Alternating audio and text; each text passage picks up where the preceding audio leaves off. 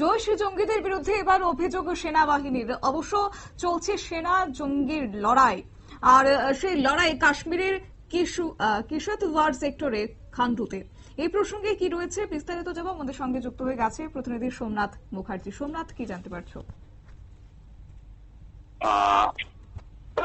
জানা যাচ্ছে এখন অব্দি যে দুপুরের পরই হঠাৎ করে খবর আসে সেনাবাহিনীর কাছে খান্ডু জঙ্গলে জৈশে মোহাম্মদের জঙ্গিরা লুকিয়ে রয়েছে।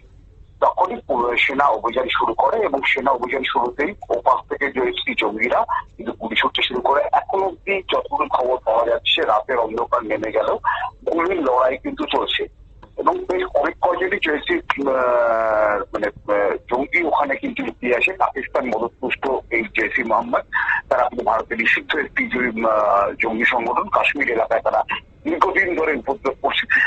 এখন অব্দি গুলির লড়াই চলছে এবং এই নিয়ে কিন্তু এখনো কোনো বিস্তারিত কোনো খবর পাওয়া যায়নি। সেনাবাহিনীর সঙ্গে কিন্তু জম্মু কাশ্মীর পুলিশও রয়েছে। জম্মু কাশ্মীর পুলিশ থেকে প্রথম কিন্তু এটা টুইট করে জানানো হয় যে গুলির লড়াই চলছে। এরপরে এখনো কিন্তু পুলিশ কিন্তু কোনো আপডেট জানায়নি বা সেনার পক্ষ থেকে কোনো আপডেট জানানো হয়নি। শতাব্দী, ধন্যবাদ।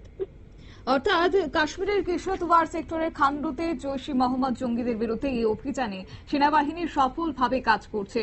আর এই অভিযানে সেনাবাহিনী এবং জঙ্গিদের মধ্যে গুলির লড়াই চলছে। অবশ্য স্থানীয় সূত্রে যে বিষয়ে জানা গেছে, সেনাবাহিনীর বিশেষ বাহিনী জঙ্গিদের অবস্থান এই মুহূর্তে শনাক্ত করতে সক্ষম হয়েছে এবং তাদের বিরুদ্ধে কার্যকরী ব্যবস্থা গ্রহণ করছে। নিয়ে নিচ্ছি ছোট্ট একটি বিজ্ঞাপন বিরতির, সঙ্গে থাকুন।